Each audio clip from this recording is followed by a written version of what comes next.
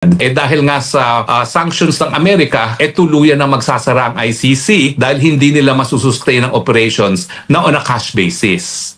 Pag-asa ni Tatay Digong na dahil nga hindi na po kakayaning mag-operate ng ICC dahil sa sanction ng Amerika, kinakailangan pauwi na siya. Dahil kung hindi naman siya talaga mahahatulan at hindi na po pwedeng gumana ang hukuman, syempre labag naman sa karapatang pantao na patuloy siyang ikulong. Breaking news! ICC magsasara na! Nako, yan ang malaking question mark mga kaibigan. Ito na ba yung pinakahihintay natin? Ito na ba yung sinasabi nila ang gaba di magsaba? Karma is real. Wala naman tayong magawa Ito na yung pinakamatinding consequence po sa sanction ng Amerika versus ICC.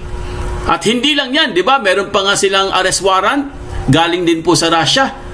So, unti-unti na pong nasisilayan, nararamdaman ang malaking impact dito sa US sanction ng ICC.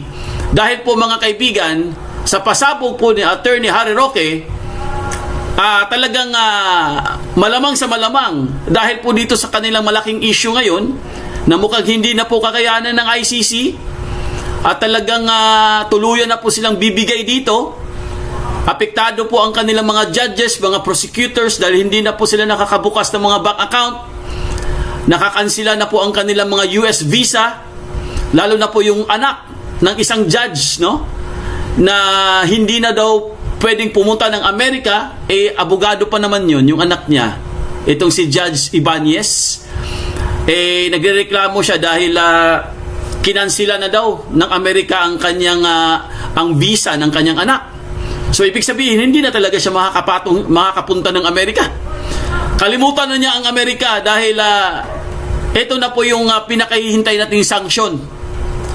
Kasi nung mga nakaraang linggo or mga nakaraang buwan, alam natin na binalita na po itong sanction po ito ng Amerika sa ICC, pero wala po wala po tayong masyadong hindi nila masyadong pinapansin.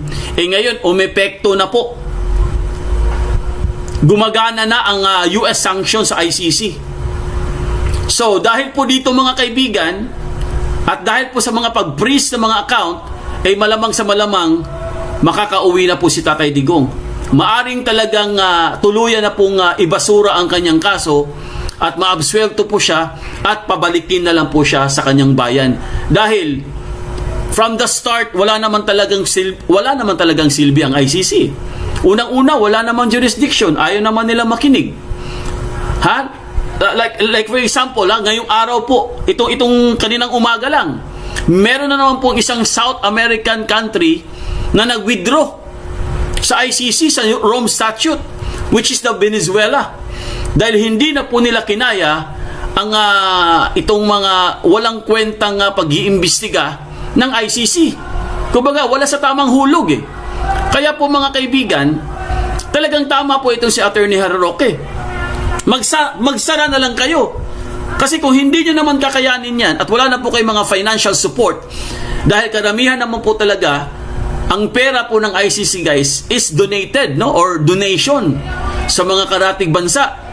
Lalong-lalo na po yung mga miyembro niya. At alam po natin, ang may pinakamalaking contribution dyan sa ICC which is Japan. Paano pa pag yung Japan po nawala na rin yan? So walang-wala na talaga sila. Dahil nang nakaraang linggo din, nabalitaan din natin na itong buong kontinente po ng Africa, ilan po ang states dyan? Let's say 43 states. Lahat po sila guys magwi-withdraw sa ICC. Imagine ninyo, mababawasan na po sila. Hindi na po 100 ang membro ng ICC. Hindi na po sila abutin ng 100. So paano pa sila mabubuhay at paano pa nila sustentuhan ang mga judges at mga prosecutors, lalong-lalo na po sa mga employee? Kasi ang dinig ko, meron na pong initial na natamaan po ng sanction. 16 na mga employee ng ICC ay talagang sako po sa sanction ng Amerika. Kasama na po dyan ang mga judges at mga prosecutor. Biruin nyo guys, hindi na sila nakaka-withdraw. Ni Western Union nga, hindi na nila nagamit. Hindi na sila pwedeng gumamit. Pati yung pagsakay ng bus. Dahil puro card daw dun Hindi na sila nakakasakay ng bus at hindi na rin sila nakaka-order ng mga pagkain. So paano pa sila mabubuhay niyan? So ito na yung sinasabi natin. Dahil po sa ginawa nila kay PRRD, ayan, nadamay kayo, nakarma kayo. Ha? Karma yung tawag dyan eh. Ang gaba di magsaba. Di ba? Dahil nga si ginawa nyo kay Tatay Digong, na-realize at nagising ang buong mundo na wala talaga kayong kwenta. Dahil sabi nga ni Attorney Panelo, mga kaibigan, or Attorney Harry Roque, na ito pong meron po siyang katibayan dyan, guys, na talagang tumatanggap po. Tumatanggap talaga sila. Galing po sa pera ni Bangag.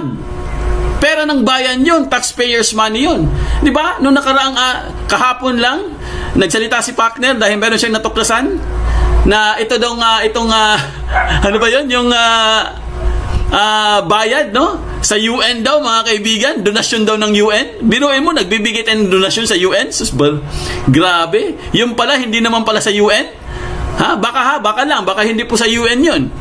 Baka diretsyo ng ICC yun. They affected also my daughter's visa.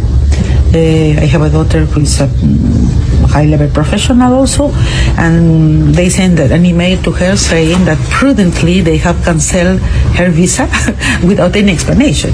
So to the United States, so preventing her to go in for some capacity building, giving conferences or making business in United States. Ayan po, mga kaibigan, pati po yung anak niya, guys, nadamay po sa pag-cancel ng kanyang US visa. Ibig sabihin, goodbye America na, hindi na po sila makakapasok ng Amerika. Meron po tayong meron po tayong update dyan, papakita ko lang sa inyo para po makumpleto po yung context natin, mga kaibigan. Pag-usapan mo natin itong isa sa mga judge, no, na talagang grabe po ang kanyang reklamo, guys.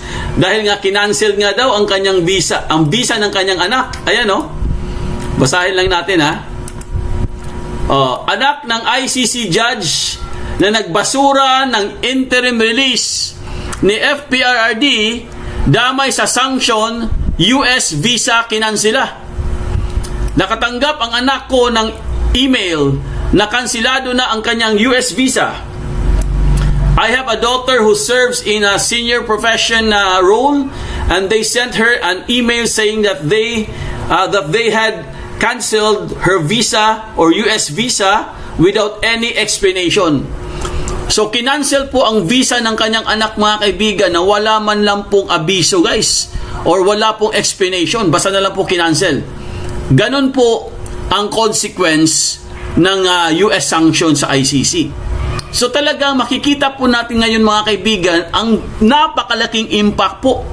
Talagang napakabigat na issue po ito, mga kaibigan. Hindi po ito biro, guys. Akala kasi nila, hindi sila tutuluyan ng Amerika.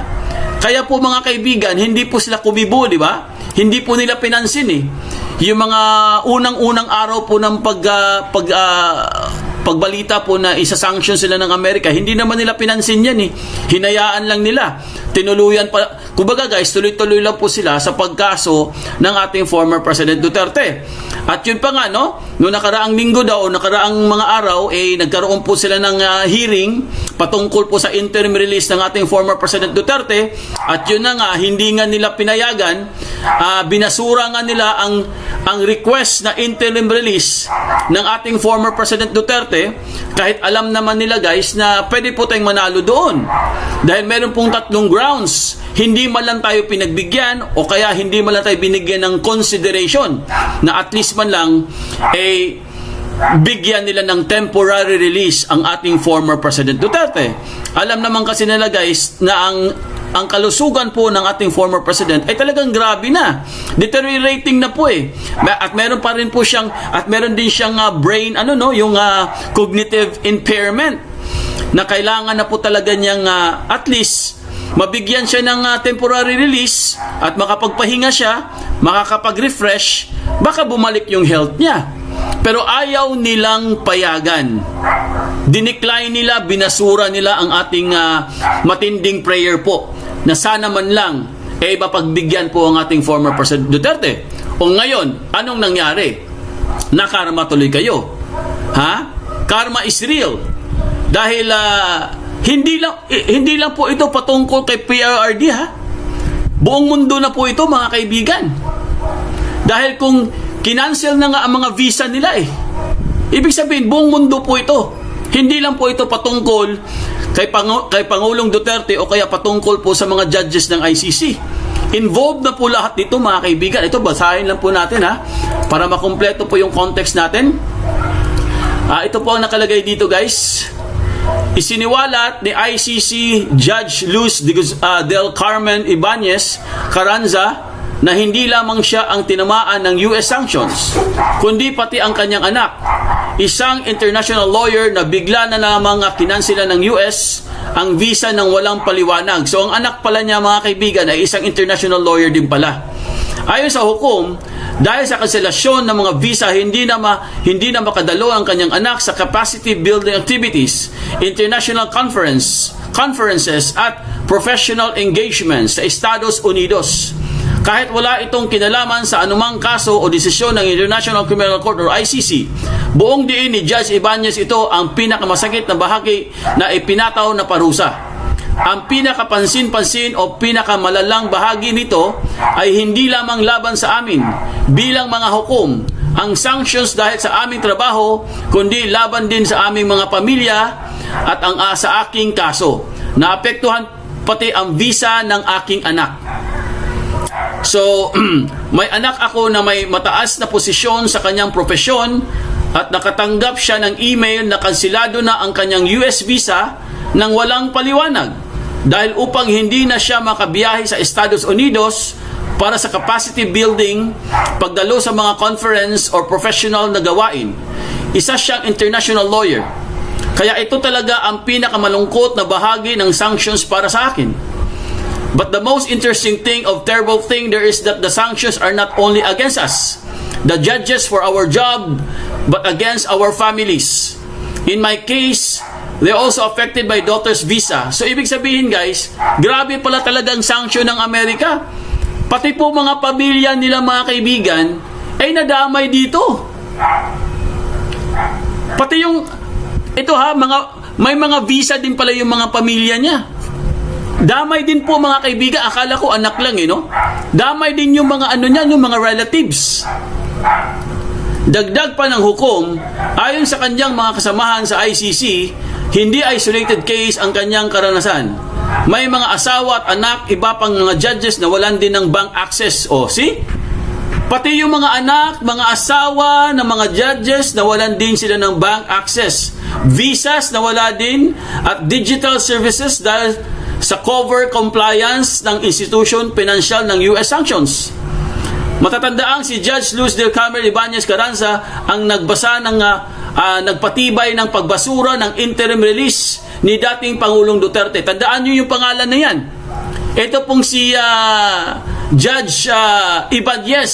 Siya po ang nagbasa at hinatulan po siya po ang nagbigay ng siya po ang nagbigay ng desisyon na hindi po mabigyan ng interim release ang ating former President Duterte. Ngayon, grabe po ang kanyang karma, guys. Binalikan siya ng karma, mga kaibigan. Hindi lang po doble, hindi lang po triple, kung hindi, pati po mga pamilya niya, anak niya, ayan, kasama po sa karma, mga kaibigan.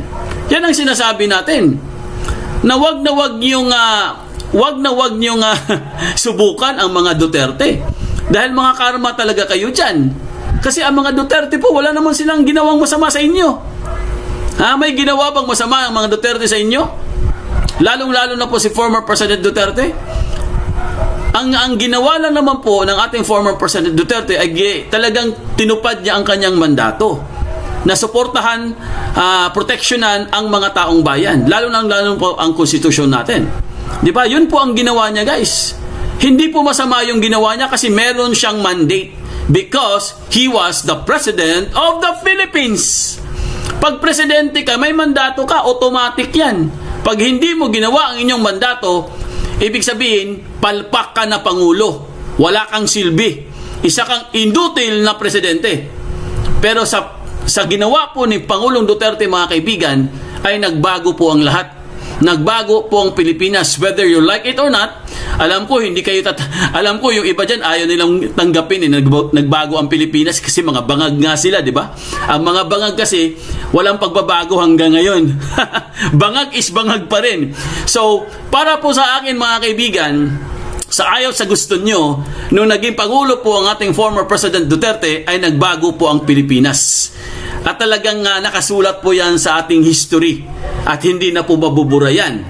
Di ba? Kahit ayaw nyo, sabi nga nila, you cannot please everybody. O sige, huwag kayong maniwala. Pero para sa akin, talagang nakita po natin guys, no? Nakita po sa aking mga mata. At syempre guys, hindi po tayo nagbubulag-bulagan at bingi-bingihan. Kitang-kita po natin ang pagbabago ng Pilipinas. Ngayon, eto na po yung sinasabi nila na malaking consequence po sa paghuli nila kay Pangulong Duterte at inilagay nila doon sa ICC. Nadamay kayo. Kaya nga ang sinabi ni Attorney Harry Roque mga kaibigan, pakawalan nyo na yan. Bago pa mahuli ang lahat, sige, bahala kayo. Baka tuluyan na po talaga mawala yan at magsasara na po ang ICC. Di ba? Kasi nga, tama din naman si Attorney Harry Roque mga kaibigan. Agree po ako sa kanya. Ano nga naman sigurong gagawin mo? Anong gagawin po ng ICC kung wala na silang pera? Wala na pong nagdo-donate sa kanila, wala nang gusto magbigay ng finance support. Magtitigan na lang sila dyan? Ang laki-laki po, no? One of the biggest entity po ang ICC. Ang dami pala mga ang dami pala mga employee dyan. Paano nila i-maintain ang kanilang mga sahod dyan? Yung isa pa nga, di ba, yung isang judges, parang nangiyak-ngiyak na nga siya, di ba? Dahil hindi na nga siya baka siguro hindi na siya makapag-reban.